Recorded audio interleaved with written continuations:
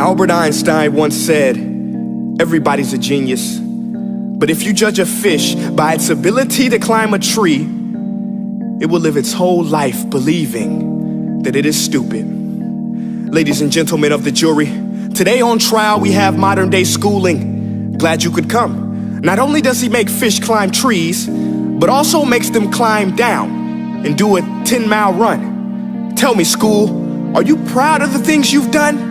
Turning millions of people into robots, do you find that fun? Do you realize how many kids relate to that fish swimming upstream in class, never finding their gifts, thinking they are stupid, believing they are useless? Well, the time has come, no more excuses. I call school to the stand and accuse him of killing creativity, individuality, and being intellectually abusive. He's an ancient institution that has outlived his usage. So, Your Honor, this concludes my opening statement, and if I may present the evidence of my case, I will prove it. Proceed. Exhibit A. Here's a modern day phone. Recognize it? Here's a phone from 150 years ago. Big difference, right?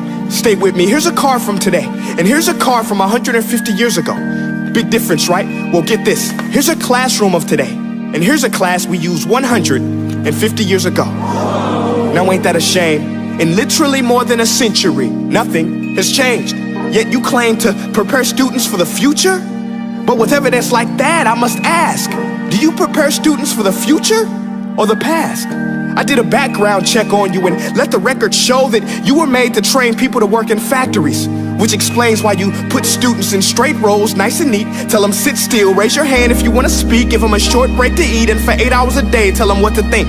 Oh, and make them compete to get an A. A letter which determines product quality, hence grade A of meat. I get it. Back then, times were different. We all have a past. I myself am no Gandhi. But today, we don't need to make robot zombies. The world has progressed. And now we need people who think creatively, innovatively, critically, independently, with the ability to connect. See, every scientist will tell you that no two brains are the same. And every parent with 2 or more children will confirm that claim. So please explain why you treat students like cookie cutter frames or snapback hats, giving them this one-size-fits-all crap. Watch your language. Sorry, Your Honor, but if a doctor prescribed the exact same medicine to all of his patients, the results will be tragic. So many people would get sick, yet when it comes to school, this is exactly what happens. This educational malpractice, where one teacher stands in front of 20 kids, each one having different strengths, different needs, different gifts, different dreams, and you teach the same thing the same way? That's horrific. Ladies and gentlemen, the defendant should not be acquitted. This may be one of the worst criminal offenses ever to be committed. And let's mention the way you treat your employees. Objection. Overruled. I want to hear this. It's a shame. I mean, teachers have the most important job on the planet, yet they're underpaid? No wonder so many students are short-changed. Let's be honest, teachers should earn just as much as doctors, because a doctor can do heart surgery and save the life of a kid, but a great teacher can reach the heart of that kid and allow him to truly live.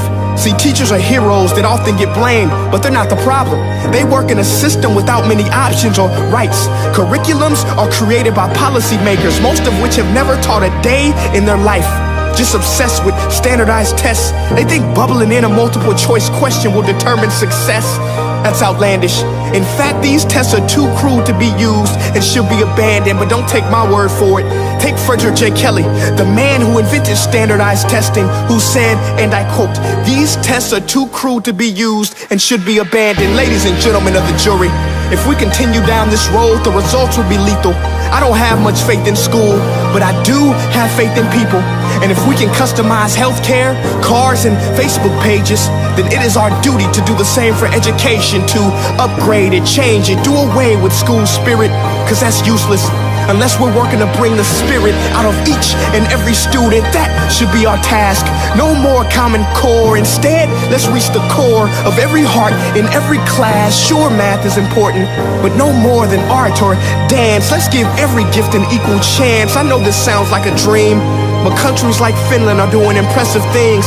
They have shorter school days, teachers make a decent wage, homework is non-existent, and they focus on collaboration instead of competition. But here's the kicker, boys and girls. Their educational system outperforms every other country in the world. Other places like Singapore are succeeding rapidly. Schools like Montessori, programs like Khan Academy. There is no single solution, but let's get moving. Because while students may be 20% of our population, they are 100% of our future. So let's attend to their dreams, and there's no telling what we can achieve.